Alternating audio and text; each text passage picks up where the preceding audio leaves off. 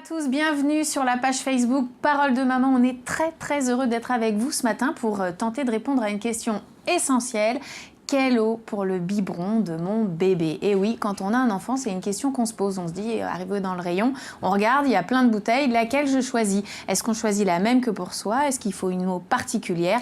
Et c'est à ça que nous allons tenter de répondre aujourd'hui avec nos deux invités. À ma droite, Anaïs. Bonjour. Bienvenue parmi nous, Anaïs. Donc toi, tu es l'heureuse maman de 2 enfants. C'est ça. Et tu es aussi blogueuse, il y en a qui te connaissent sous le nom d'HashtagMum. Alors dans ton blog, tu nous parles de ta vie de famille. Voilà, au sens large, que ça soit nos sorties, les envies des garçons, ce qu'on découvre en termes de puériculture, jeux ou autres. Enfin, c'est vraiment très large, mais autour de la famille. D'accord. Et des garçons, puisque on va le dire, hein, tu as 2 garçons. C'est ça. On a le droit de donner leur prénom? Oui. Donc Ruben et Gabriel, 4 ans et 4 mois. 4 ans et 4 mois. Voilà, Ruben c'est le plus petit, hein. Je l'ai dit à l'envers, mais c'est pareil. Voilà. Merci en tous les cas. Aujourd'hui, donc, tu vas pas nous parler de ta vie de famille au sens large, mais tu vas nous raconter un petit peu comment est-ce que toi, tu as fait ton choix. Voilà. Est-ce que c'était le même pour le premier, pour le deuxième? Non, parce qu'en fait, tous les deux n'ont pas été alimentés de la même manière au début. Gabriel était au biberon et Ruben est allaité, donc Ok, voilà. ne nous en dis pas trop tout de suite parce qu'il faut que je vous présente celle qui détient les réponses à de nombreuses questions qui se trouvent à ma gauche. C'est notre spécialiste du jour. Bienvenue parmi nous, docteur Béatrice Di Masio. Oui. Merci de venir répondre à ces questions essentielles que se posent tous les parents. Bonjour. Et j'en profite aussi pour présenter votre livre, Mon enfant de la naissance à la maternelle chez Albin Michel. Vous pouvez dedans tout apprendre sur la santé, l'éducation, l'éveil de l'enfant. Il fait des bêtises tout le temps, qu'est-ce que je dois faire? Voilà, les questions qu'on vous pose en consultation finalement. Oui, c'est ça. Bon, en tous les cas, merci d'être avec nous Je suis aujourd'hui. Je vais commencer avec toi, Anaïs, et tu me disais tout à l'heure que tes 2 enfants n'ont pas été nourris pareil dès le départ, donc ça. explique-nous un petit peu. On va commencer par Gabriel. Quel choix tu as fait? Alors, Gabriel, de par son histoire, une naissance un peu mouvementée, j'ai fait le choix de ne pas l'allaiter, puisque c'était un petit peu complexe. Et donc, il a été au biberon, en lait maternisé, en poudre. Donc il a fallu tout de suite que tu trouves Faire un une choix eau. par rapport à quelle eau pour le biberon et comment choisir et comment la conserver aussi. Enfin, voilà, plein de questions Alors, autour de ça. Auprès de qui t'es-tu tournée pour avoir des réponses déjà? Auprès du corps médical, dans un premier temps, quand on était en néonate. Et après, autour de mon pédiatre qui était très agréable et qui répondait facilement à nos questions lors des consultations. Docteur Di Masio, les mamans et les papas viennent vous voir avec cette question dès le début? Ah oui, bien sûr, ça fait partie des premières questions. Qu'est-ce qui est le mieux? Qu'est-ce qu'il faut choisir et pourquoi? Donc c'est vraiment une question essentielle à la première consultation. Maintenant, les parents veulent vraiment savoir le pourquoi du comment. Ils sont intéressés, ils veulent en savoir plus. Alors c'est vrai qu'ils sont très informés de plus en plus. Et du coup, les questions sont d'ailleurs beaucoup plus pertinentes. Et c'est très intéressant de pouvoir échanger, de pouvoir discuter, de trouver justement par rapport à l'eau, quelle est celle qui conviendra le mieux à leur enfant. Alors, est-ce qu'on peut conseiller une eau globalement ou est-ce qu'à chaque bébé convient une eau particulière? Ça dépend, effectivement, il faut poser des questions et en fonction de comment est l'enfant, on va sélectionner des eaux. Il y a quand même quelque chose de commun, c'est-à-dire qu'il faut des eaux qui, c'est marqué, convient à l'alimentation des bébés. Ça, c'est une allégation santé qui est inscrite sur toutes les bouteilles dont le contenu convient au bébé. Exactement. Une marque n'a pas le droit de la mettre si ce n'est pas le cas. Absolument, c'est très contrôlé. Très contrôlé. Et on a donc 2 types d'eau. On a les eaux minérales et les eaux de source. D'accord, alors ça aussi. Voilà. On va revenir un peu sur cette grande question qui est quand même essentielle tout à l'heure. Donc je voulais juste revenir vers toi, Anaïs. Donc ton pédiatre t'a conseillé une eau en particulier. Est-ce qu'après tu l'as conservée tout le temps de l'alimentation de ton fils? Alors non, justement, et du fait que ça soit en fait une eau de source. Et on s'est rendu compte que selon le magasin, selon l'enseigne, si on se fait livrer à domicile ou pas, il n'y avait pas forcément le petit picto et l'indication convient à l'alimentation du nouveau-né. Donc après, on a choisi une marque qui était tout le temps la même. pour être sûr que peu importe le lieu où on était, peu importe là où on achetait notre bouteille d'eau, il y avait le petit pictogramme qui indiquait qu'on pouvait le donner à donc un le nourrisson. pictogramme, un bon indicateur, mais donc attention, ça veut dire qu'il faut savoir faire la différence entre une eau de source et une eau minérale, ce qui n'est pas du tout pareil. Donc je me retourne à nouveau vers notre pédiatre. Alors expliquez-nous un petit peu cette différence entre une eau de source et une eau minérale, parce qu'a priori c'est du coup très important quand on choisit l'eau de son bébé. Absolument. En fait, les deux eaux viennent des nappes souterraines. Elles sont pures, elles sont saines, elles sont contrôlées. Elles sont mises en bouteille sur le lieu d'extraction de l'eau. Maintenant, l'eau minérale, sa composition, comme disait Anaïs, va être constante. C'est-à-dire qu'au niveau de la quantité des minéraux qui sont dedans, c'est toujours la même. Par contre, l'eau de source, elle peut être variable en fonction du moment où on va prélever l'eau. Donc, on n'a pas une qualité de l'eau qui va être constante. D'accord, ça ne veut pas dire qu'elle n'est pas forcément... Elle est toujours bonne à consommer, mais elle ne convient pas forcément à l'alimentation de l'enfant. C'est-à-dire, si elle convient, mais elle peut être variable. Et c'est là où il y a une petite... on peut faire une petite parenthèse, c'est que quand le bébé, il est tout petit, c'est intéressant d'avoir quelque chose de constant pour lui, parce que son intestin, son tube, à la fois tube digestif et ses reins, ils ont besoin d'avoir quelque chose de constant, de façon à ce qu'ils prennent l'habitude et qu'ils puissent avoir une bonne digestion, une bonne... Après, ça peut être intéressant, au contraire, quand ils ont 7-8 mois, de varier les eaux, puisqu'ils ne vont pas apporter les mêmes nutriments. Et ça peut être intéressant. Donc, autant au départ, quand on a trouvé une eau qui convient bien, c'est de la garder. On ne change pas quelque chose qui va bien. Par contre, plus tard... Pourquoi pas ne pas changer les eaux quand ils sont un peu plus grands. Ça peut être pas mal. D'accord. Donc du coup, on se retrouve avec certaines eaux où il faut vraiment bien regarder l'étiquette. Nous, quand on est parents, on attrape une bouteille, on va chercher l'étiquette, il y a plein de choses décrites. Qu'est-ce qu'il faut regarder, docteur ? Alors, il faut regarder la minéralité de l'eau. C'est-à-dire qu'il ne faut pas que ça dépasse 500 mg de minéraux. Sachant que dedans... C'est l'endroit où il y a écrit aussi résidus à sec, c'est ça ? C'est ça. D'accord. Donc, il ne faut pas que ça dépasse 500. Bon. Après, en fonction des eaux, il y a différents minéraux, comme le sodium, le calcium, le magnésium, les fluorures. Voilà. Donc là, il y a des taux qui vont être différents en fonction des eaux. Donc ça, c'est l'AFSA qui a fait des recommandations très précises pour donner les seuils à ne pas dépasser. Exactement. Alors, pourquoi déjà il ne faut pas dépasser ? Parce que le rein est immature chez les bébés. C'est comme les intestins, ce que vous nous expliquiez tout à l'heure. Au niveau de l'absorption, mais aussi au niveau des reins. Les reins sont immatures chez les bébés et donc ils ne vont pas tolérer une trop grande minéralité. Si ça dépasse 500, ça fait trop travailler son rein, il n'est pas capable de bien le sécréter. Et du coup, ça peut faire des déshydratations chez un tout petit, tout simplement parce qu'il boit de l'eau qui est trop minéralisée. D'accord, donc vraiment bien regarder. Absolument. Mais une eau qui ne conviendrait pas, on le redit, le petit logo n'est pas là. Il ne peut pas, en aucun cas, en tous les cas, il peut être sur la bouteille. Absolument. Donc c'est vraiment un bon repère pour les parents. Donc Anaïs, comment toi tu as fonctionné pour ton deuxième du coup ? Pour l'instant, en fait, Ruben est allaité. Donc, à part lors des très très fortes chaleurs cet été, au moment de la canicule, je lui donne pas d'eau. En fait, je lui propose mon sein quand il semble avoir soif et ou faim. Donc du coup, je crois que c'était une question que tu souhaitais poser aussi. Exactement. À partir de quel âge, en fait, on peut proposer de l'eau sans que ça soit mauvais pour le bébé ou pas nécessaire mauvais. Parce que... Alors, ce qui est sûr, c'est que le sein, c'est le meilleur. Beaucoup qu'on nous demande quand il y a un allaitement, est-ce que quand la femme fait un allaitement, est-ce que ça va avoir un impact l'eau qu'elle boit ?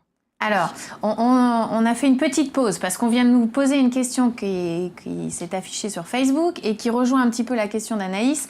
L'idée, c'est de savoir est-ce que si on donne de l'eau pendant un allaitement, est-ce que ça peut être un problème ou pas ? Donc docteur, ça c'est pour vous. Alors, voilà, l'allaitement c'est le meilleur. La nature est faite de façon incroyable, c'est-à-dire que la qualité de votre lait change en fonction du climat, en fonction des besoins de votre enfant.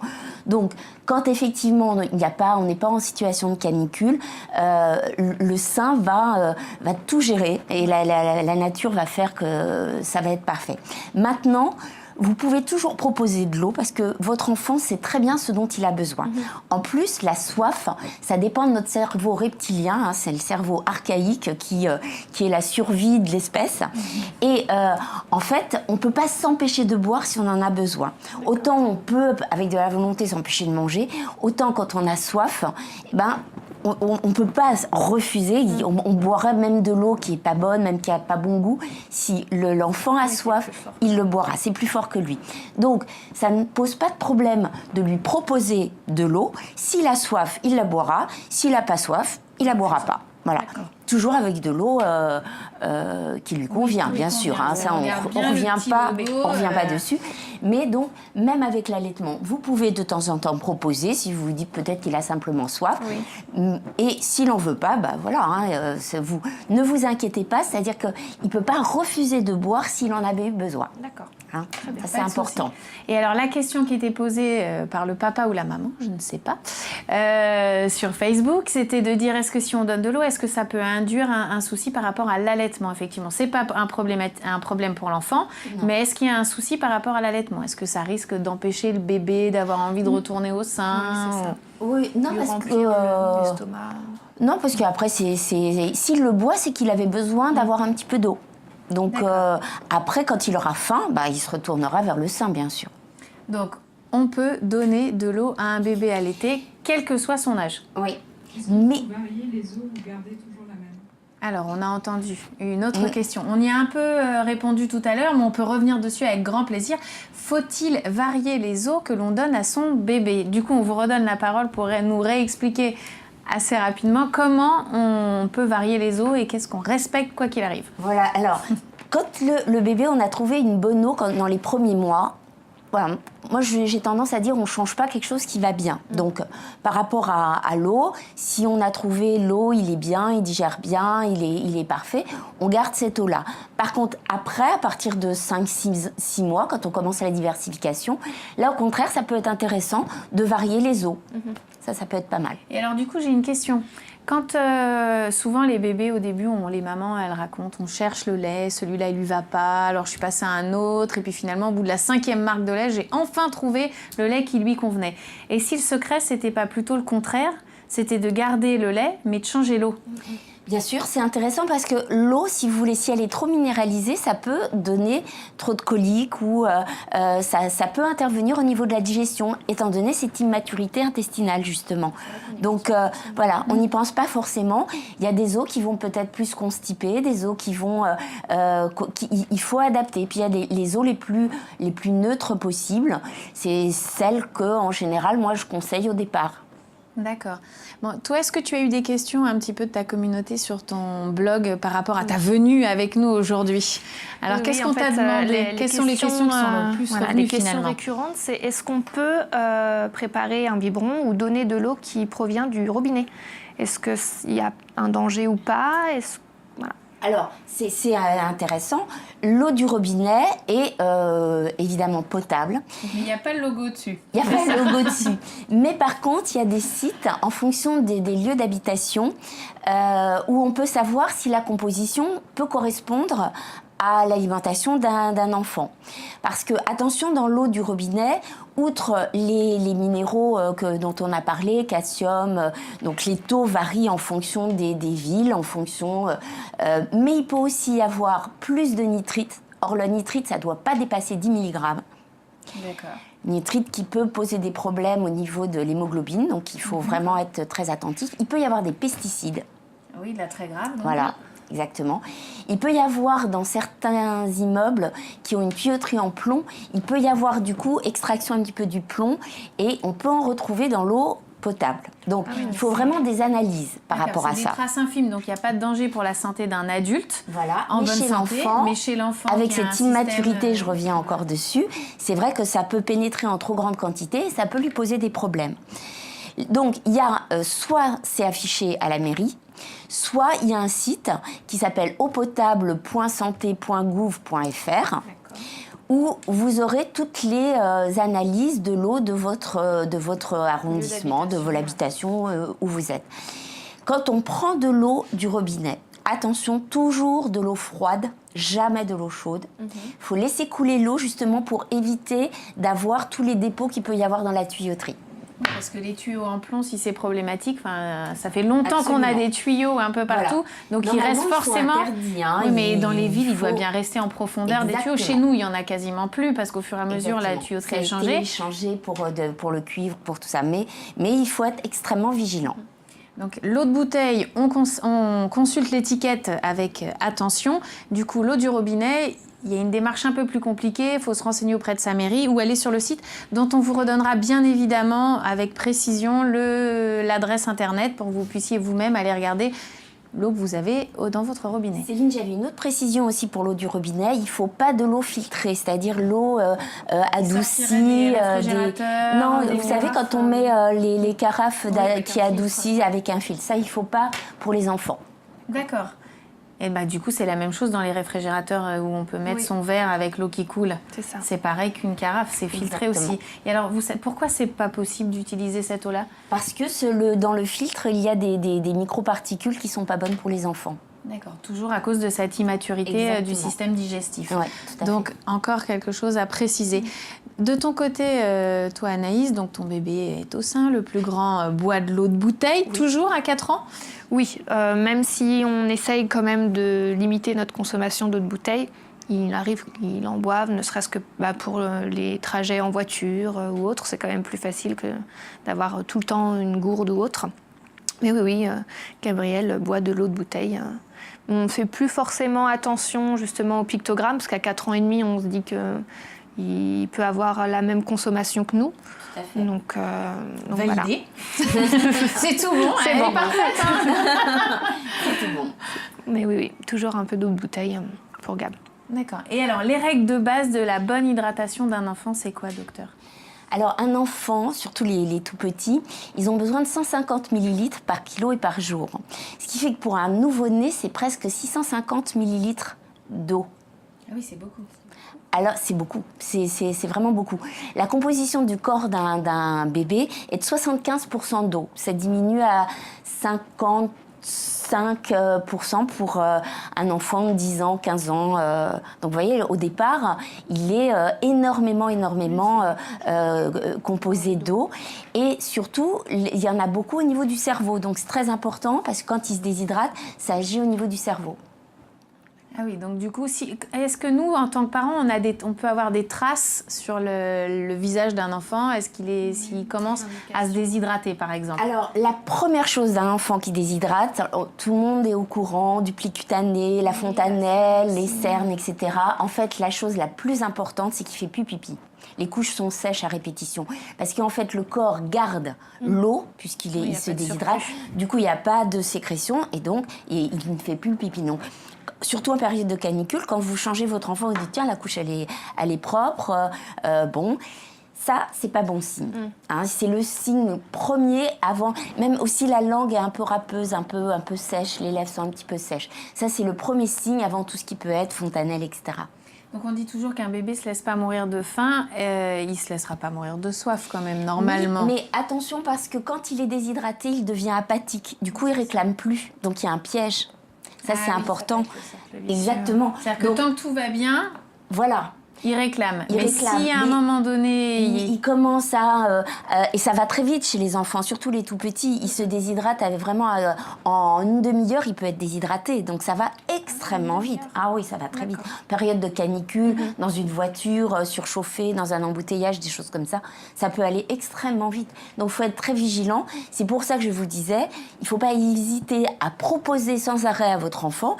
Il a soif, il boit, il n'en veut pas, il est bien, son corps est bien, il ne boira pas. Oui, de toute façon, s'il n'en a pas besoin, il le boira pas. Voilà. Et après, dès qu'il commence à se balader, on peut peut-être laisser poser sur la table basse ou au milieu de ses jouets une petite tasse à bec qui ne fuit pas, histoire de ne pas nous en mettre partout. Il faut savoir qu'un nourrisson a besoin d'eau. Alors, donc question qui vient de nous être posée sur Facebook. Comment savoir qu'un nourrisson a besoin d'eau? Alors, on parle de nourrisson. Nourrisson, c'est pour les spécialistes, en tous les cas, c'est de 0 à 2 ans.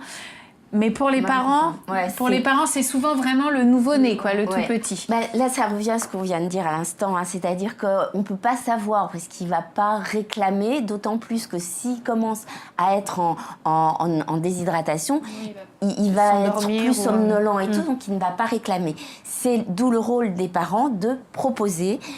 Lorsqu'on estime qu'il y a un risque, qu'il fait trop chaud, ou qu'il a de la fièvre, ou qu'il a la diarrhée, ou voilà, hein, parce qu'il n'y a pas que la chaleur, il y a aussi lorsqu'il a de la fièvre, il va plus se déshydrater. Donc il faut proposer à l'enfant, lui faire confiance. S'il a soif, il va le boire.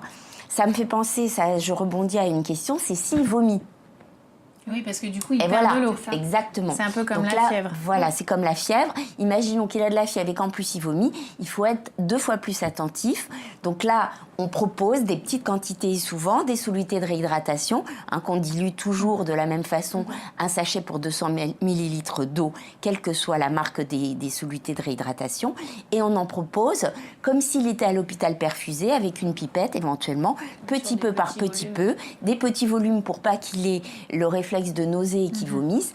Et on propose comme ça, sans arrêt, comme s'il était réhydraté à l'hôpital sous forme de perfusion. D'accord, donc on propose bien. Et si jamais on voit certains signes de déshydratation que vous allez nous rappeler, on va d'abord chez le médecin. Enfin, on sort un biberon, on met un peu d'eau dedans. Et si on a des solutés de réhydratation, on en profite, mais on court chez son médecin. On court chez le médecin, voir s'il est tout petit avant 3 mois, s'il est complètement apathique, il est somnolent. On ne va pas chez le médecin, on va directement à l'hôpital, puisque la seule chose qui permettra de le regonfler, c'est la perfusion. Et moi, j'avais une question. Est-ce que les brumisateurs peuvent aider à ne pas... à ce que l'enfant soit déshydraté, par exemple, en voiture ou autre, ou ça n'a pas vraiment de... Ça rafraîchit, mais il n'y a pas de pénétration percutanée, en fait. Hein. Voilà. Donc même donner un bain, tout ça, ça fait baisser la température, ça rafraîchit, ça donne un confort, mais ça suffit pas. Non, ça pénètre pas du tout, ça suffit pas du tout. Et si on lui met de la bombe de réhydratation direct dans la bouche? Alors, attention, parce que faut voir s'il y a le pictogramme, parce que c'est pas toujours... ça pas toujours même assez rare, en vrai. Ouais, en fait, dans la bouche, vaut mieux éviter. Et la deuxième chose, c'est qu'on peut pas trop viser. Il faut éviter de mettre le brumisateur trop sur le visage, parce que chez les tout petits, ça les surprend. Et après, du coup, ils sont un peu paniqués avec l'eau. Donc, sur le corps, c'est bien. Après, faire un peu de ventilation, du coup, ça rafraîchit. Ça, c'est très agréable. Ou même des enveloppements avec une serviette un peu humide. Quand il fait très très chaud, c'est très agréable pour les enfants. Mais directement sur le visage ou dans la bouche, non. Bon, rien de tel qu'une bonne bouteille d'eau adaptée pour donner à boire à son bébé. Voilà. Peut-on donner de l'eau de robinet bouillie et refroidie? Alors, une autre question qui vient de nous être posée sur Facebook. Donc, peut-on donner de l'eau de robinet bouillie puis refroidi, parce qu'effectivement, on dit toujours, une fois que ça fait des bulles, c'est que c'est bon, ça a tué tous les microbes, on laisse refroidir et donc on pourrait la boire. Voilà. Alors, ça revient au niveau bactéries, parce que des fois, dans l'eau du robinet, il peut y avoir des Escherichia coli. Hein, ce que je vous ai dit, donc c'est pour ça il faut. Alors, si vous faites bouillir l'eau, effectivement, là, on est tranquille. Maintenant, tout dépend encore de la composition de l'eau du robinet.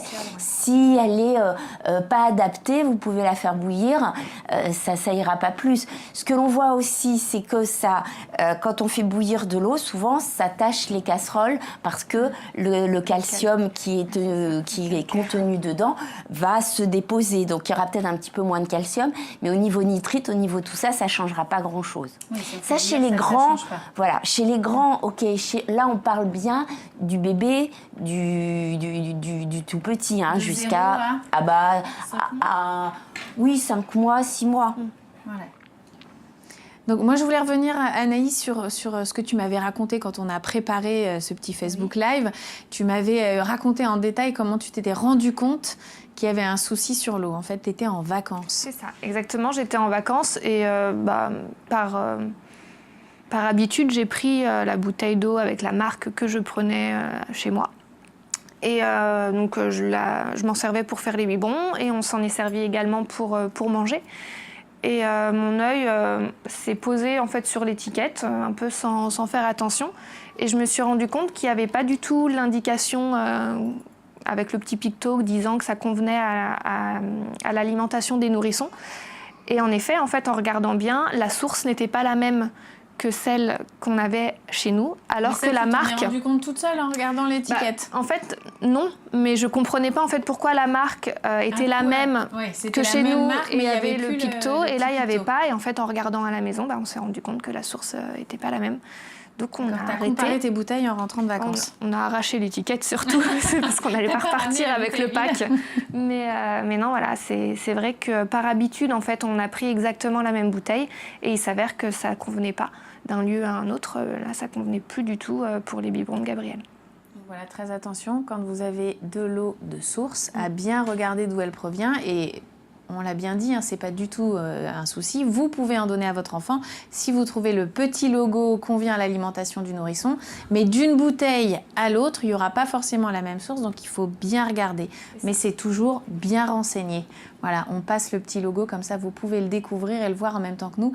Si vous avez des questions à poser, c'est maintenant ou jamais, parce qu'on arrive à la fin de ce Facebook Live. Après, vous pourrez toujours nous envoyer vos questions. On y répondra avec grand plaisir. On rappellera Dr Di Marzio qui fera un plaisir de répondre à nos questions. Absolument. À nouveau. Alors, j'entends qu'on me donne une question. Isabelle, je t'écoute. Quand on part à l'étranger, comment s'organiser Alors, la question très intéressante, effectivement, quand on part à l'étranger, comment faire? Oui, c'est peut-être plus compliqué de lire l'étiquette quand on est à l'étranger. Alors, est-ce que vous avez la réponse déjà à cette question? Parce que c'est français, le petit logo. C'est le ministère qui a mis ça en place. Tout à fait. Au niveau du logo, quand on part à l'étranger, alors déjà, vous pouvez vous renseigner auprès des pharmaciens ou quelle est l'eau qu'utilisent les mamans sur place, parce que ils utilisent aussi des eaux. Après, puisque là, on vous apprend un petit peu quels sont les taux maximum, c'est 500 mg, donc il faut lire l'étiquette. Donc on va les répéter. Voilà. Au niveau de la minéralité, il ne faut pas que ça dépasse 500 mg. Donc quand vous achetez une bouteille d'eau à l'étranger, les termes sodium, calcium, sauf peut-être et encore dans des pays de langue... j'essaye de me souvenir au Maroc. C'est vrai que c'est peut-être écrit en arabe, mais je crois qu'il y a les deux. Il y a les deux, oui. Je pense qu'il y a les deux. Donc, ce qu'il faut, c'est que la totalité ne dépasse pas 500 mg. Et en général, on dit, donc au niveau calcium, c'est inférieur à 100 mg, sodium inférieur à 200 mg, nitrite inférieur à 10, fluor inférieur à 0,5. Voilà. Et les sulfates, c'est inférieur à 140. D'accord. Voilà. Donc tout ça, c'est pareil. On vous renotera, on fera certainement un petit article avec toutes les infos.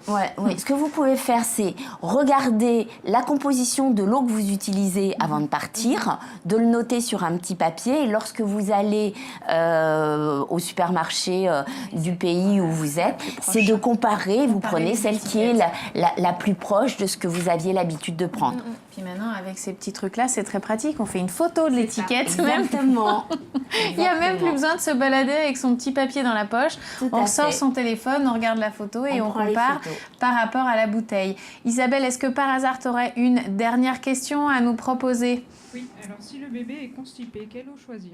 Alors, effectivement, une question très importante sur la constipation. Que faire quand mon bébé est constipé? Là, ça vaut le coup de changer d'eau, du coup. Oui, tout à fait, parce que il y a un minéral qui est utilisé quand on est constipé, c'est le magnésium. Donc, on peut ponctuellement prendre une eau enrichie en magnésium, celle qui est la plus chargée. Alors, On a dit sais qu'on ne pas si on citerait peut pas pas de marque, mais il y en a une qu'on connaît tous à peu près bien. Allez, Est-ce qu'on peut faire un grand biberon avec cette eau Ou est-ce qu'il faut la coupler avec une... Ou est-ce qu'on la coupe? Oui, parce que c'est tout fort quand dépend. même pour un bébé, ça, Oui, non? Absolument, tout dépend en fait de taux de constipation en fait. Si vraiment les selles sont extrêmement sèches et très dures, très douloureuses, on peut mettre un biberon d'eau épars. C'est pas moi qui l'ai dit. Non, ça y est, j'assume.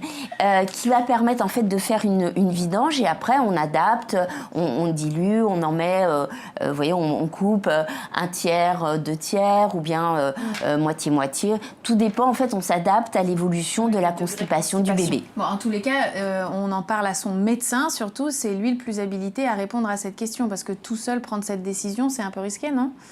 Pour un biberon, on peut, il n'y a pas de souci. Après, si vraiment on est obligé de mettre toujours de l'épars pour la préparation du biberon, là, il faut se poser plutôt un problème de lait, voir si c'est pas le lait qui n'est pas adapté, parce que tout dépend en fait de la teneur en lactose. Plus il y a de lactose, plus c'est laxatif. Donc après, il faut effectivement voir avec son pédiatre qui va trouver un lait qui va être plus adapté au bébé. Très bien. Donc le pédiatre, le référent, même pour l'eau. Mais oui, il est là pour ça. Donc Isabelle, est-ce qu'il te reste encore une ou deux questions? Pas mal de questions sur l'eau du robinet. Alors, les questions sur l'eau du robinet, apparemment, c'est quelque chose qui revient très très souvent. On en a un petit peu parlé. Est-ce que tu peux essayer d'être un peu plus précise pour que j'essaye de retranscrire un petit peu ce que les parents souhaiteraient savoir? Alors, est-ce que c'est possible de remplacer l'eau normale du robinet qui est donnée au bébé par de l'eau du robinet? D'accord. Alors, on a répondu tout à l'heure à cette question, mais c'est vrai que comme on est en direct, en fait, il y a des gens qui se connectent en cours de route et donc du coup qui n'ont pas eu la réponse à cette question. Donc, on va reparler un petit peu de l'eau du robinet qui effectivement n'a pas la même composition que l'eau de bouteille et c'est toujours un petit peu plus compliqué parce que là, on ne peut pas retourner son robinet pour regarder l'étiquette et voir s'il y a le logo. Donc, comment on fait pour savoir si l'eau qui coule de notre robinet est acceptable pour son bébé ou pas? Voilà, donc c'est possible d'utiliser l'eau du robinet, on revient, mais les compositions diffèrent en fonction du lieu d'habitation, voilà. Il faut absolument, avant d'utiliser l'eau du robinet, être sûr qu'elle convient à l'alimentation du bébé. Donc il y a deux possibilités, soit il y a la composition qui est affichée à la mairie de la ville où vous êtes, soit il y a une application qui s'appelle eaupotable.santé.gouv.fr où normalement c'est mis à jour régulièrement et on a la composition de l'eau du robinet. Donc je répète que dans l'eau du robinet, il faut voir la minéralité. Il y a par contre parfois des pesticides. Vous savez par exemple quand il y a des inondations comme on a eu. À ce moment-là, il y a beaucoup, l'eau monte dans les rues. Après, lorsque ça descend, l'eau va être redistribuée dans les robinets et là il peut y avoir plein de contaminations, plein de pollutions par les pesticides, par des bactéries. Donc il faut être extrêmement vigilant. Vous voyez, quand il y a des inondations et qu'on voit aux informations que l'eau, voilà, il faut regarder très régulièrement. Maintenant ça s'utilise. Moi je suis une ancienne chef en réanimation, on utilisait l'eau du robinet dans la préparation des biberons, des prématurés par exemple. Mais l'eau tous les jours était contrôlée par le pharmacien de l'hôpital qui vérifiait l'eau, faisait des tests bactériologiques de pesticides, de nitrites, etc. Donc on peut le faire, mais c'est bon. On peut, mais attention. Mais... Et je redis, parce que si des gens ont pris en cours, il y a le plomb aussi qui est dangereux. Hein. Il faut utiliser l'eau froide, il faut laisser couler l'eau avant. Voilà, il faut être vraiment très rigoureux si on utilise l'eau du robinet. Alors moi personnellement, ce que je retiens, c'est que quand même si c'est possible, il vaut mieux éviter, qu'on est quand même plus tranquille avec une eau de bouteille parce que c'est facile de regarder une étiquette, alors que l'eau du robinet, c'est un peu plus compliqué d'avoir le détail et que du coup, moi, je le garderais pour j'ai plus d'eau de bouteille, je suis en panique, je vais faire un petit tour sur l'application, ça m'évite de courir chez mon pharmacien ou le magasin du coin. Personnellement, après, tu ferais ça, toi, Anaïs? Oui. Oui. C'est vrai que cas où... Ok. Restons sur les bouteilles. Ouais, et puis... Disons que c'est vrai que c'est plus compliqué à mettre en place en tous les cas par rapport à l'eau du robinet. Et comme elle varie chaque C'est vrai jour, que- en fait, chaque jour, elle Tous change. les jours, elle change en fonction du climat, Voilà, une eau minérale, on le sait que c'est la même ça. composition C'est tout la le même, temps. c'est L'eau de constant. source, faut faire attention Absolument. parce que ça peut varier en fonction d'où elle vient. Et l'eau du robinet, ça varie, mais autant de fois qu'il y a d'heures dans la journée, quoi. Tout à Donc, fait. donc c'est plus compliqué. Isabelle, on va prendre une nouvelle question. Alors, à partir de quand on peut donner de l'eau à son enfant, de l'eau sans lait en fait? D'accord. Alors, à partir de quand peut-on donner de l'eau à son enfant? C'est vraiment, on voit bien que les parents s'intéressent vraiment à cette fait. question de l'eau et que les questions importantes sont les mêmes. Elles Ouais, reviennent elles depuis reviennent. tout à l'heure. C'est très Donc, important. on va bien vous réexpliquer à partir de quand il est possible de donner de l'eau à son enfant. À l'été Alors, ou pas à l'été? Pas allaiter. Alors, je disais, la sensation de soif chez les bébés, elle est que quand il est allaité, la composition du lait change en fonction du climat, de l'appétit de l'enfant, du moment de la journée, etc. Donc, avec le sein, on est quand même bien, on est bien en phase avec le bébé. Néanmoins, il n'y a aucun problème de proposer de l'eau à un enfant, même tout petit, même allaité, parce qu'il sait gérer sa soif. C'est-à-dire que s'il en a besoin, il va prendre 2 gorgées, 3 gorgées, 10 millilitres, 100 millilitres. S'il n'a pas soif, il refusera, il faut lui faire confiance. Donc on peut, dès tout petit, proposer de l'eau au bébé et il saura très bien s'il en a besoin ou s'il n'en a pas besoin. Mieux vaut proposer régulièrement, surtout dans les périodes de grande chaleur, s'il a la diarrhée, s'il a des risques de se déshydrater, s'il vomit, s'il a de la fièvre, proposer très régulièrement et lui, quand il a besoin, il boit. Quand il n'en veut pas, il boit pas. Voilà, donc on force pas. On essaye, on lui propose. Et quand il fait très froid aussi ou pas du tout? Parce que parfois on dit que la déshydratation peut arriver aussi. Bien sûr, quand il on fait a dit- froid, oui, parce Exact. qu'on perd, quand il fait froid, on perd beaucoup plus de vapeur d'eau et donc on peut se déshydrater aussi. Donc, de toute façon, il faut prendre l'habitude de température proposer, extrême, quoi. voilà, faut proposer de l'eau à un enfant parce qu'il n'a pas tout le temps soif quand il réclame, et il n'a pas tout le temps faim, excusez-moi, quand il réclame, c'est pas toujours à donner du biberon. On peut, si par exemple le délai est trop court entre 2 repas, déjà proposer un petit peu d'eau. Ça ne l'empêchera pas de manger s'il a faim. Si c'était pas ça qu'il voulait, il ne le boira pas et continuera de réclamer jusqu'à ce qu'on lui propose le lait et pas de l'eau. D'ailleurs, si vous nous regardez, vous pouvez vous aussi vous hydrater, boire un petit coup. C'est ce que nous, on va faire en écoutant la question suivante. Allez. La question c'est est-ce qu'on peut donner à boire à un enfant pendant qu'il mange ou alors il vaut mieux attendre après un repas? Ah, c'est pas mal comme question. Est-ce qu'on boit tout au long du repas ou est-ce qu'on boit avant ou après le repas? Alors là, ça dépend aussi de quel est le repas. Voilà, si c'est un biberon, c'est sûr qu'on ne va pas couper avec de l'eau. Maintenant, si il mange une soupe, c'est déjà assez hydrique, donc c'est vrai que ça ne vient pas trop à l'idée de donner de l'eau à ce moment-là. Il vaut mieux proposer à la fin du repas, voir s'il a besoin un petit peu de changer son goût ou quelque chose comme ça. Par contre, s'il mange quelque chose d'assez compact, une purée très compacte, des pâtes, de la viande hachée qui est assez compacte, c'est vrai que peut-être au bout de la moitié de son plat, on peut proposer un petit peu d'eau pour l'aider à faire glisser un petit peu. Ce qui est sûr, c'est dans la mesure. Si on donne un grand biberon de 200 d'eau en plein milieu du repas, ça risque de dilater au niveau de l'estomac et de tromper sa satiété. Il va avoir l'impression d'avoir terminé son repas parce que les récepteurs au niveau de l'estomac vont dire bon bah ça y est, j'ai suffisamment mangé et du coup ça pose pas un réel problème. C'est-à-dire qu'au moment où il aura un petit peu digéré, il va dire ah bah oui mais finalement j'ai encore un petit peu faim. Donc du coup 1 heure après il va réclamer à manger parce qu'il n'aura pas eu son quota de calories. Ça aura été dilué avec de l'eau. Du coup, donc l'eau, faut on du la bon met plutôt sens. dans un petit verre ou dans un verre avec un petit bec pour éviter qu'il ait Voilà. en plus le plaisir de la succion pendant qu'il mange et qu'il ne confonde pas. C'est-à-dire qu'il boive parce qu'il a soif. Exactement. On peut aussi, chez les plus grands, mettre le petit verre justement à bec à côté et de lui-même, on voit bien l'enfant, il va pointer du doigt et il va ressentir. C'est pour ça que je vous disais, l'enfant sait ce qu'il fait. Il faut lui faire confiance. Donc quand il sent que là, il a envie d'un petit peu d'eau, très vite, presque vers 6-7 mois, il est capable de montrer ce qu'il veut et les parents comprennent très bien que là, il veut faire une petite pause et qu'il veut boire un petit peu. Bon, très bien. Merci pour toutes ces explications.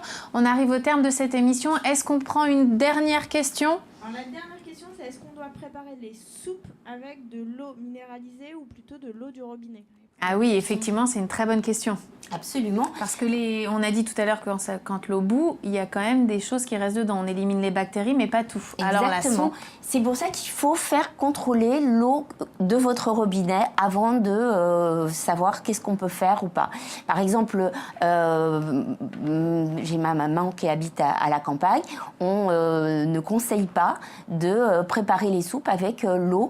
Il y a eu une période où il y avait la sécheresse et tout. Et il y avait à la mairie, on disait actuellement interdit de préparer les repas avec l'eau du robinet qui est impropre à la consommation. Et il y avait des bouteilles proposées à la mairie qui étaient distribuées aux habitants de la petite commune. du coup, même pour faire cuire des petites pâtes. Il fallait faire attention.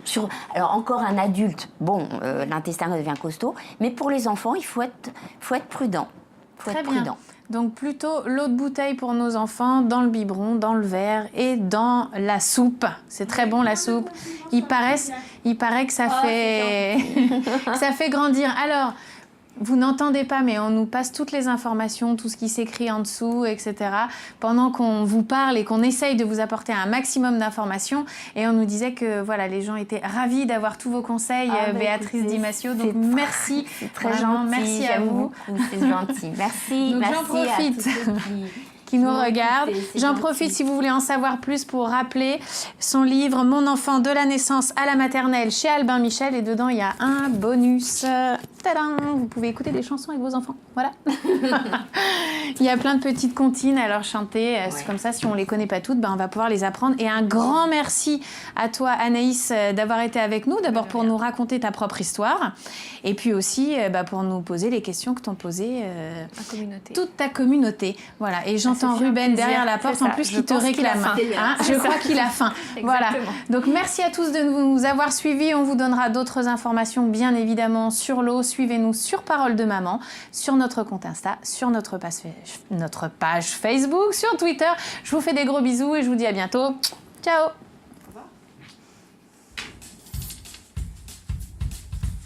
Merci, c'était très sympa.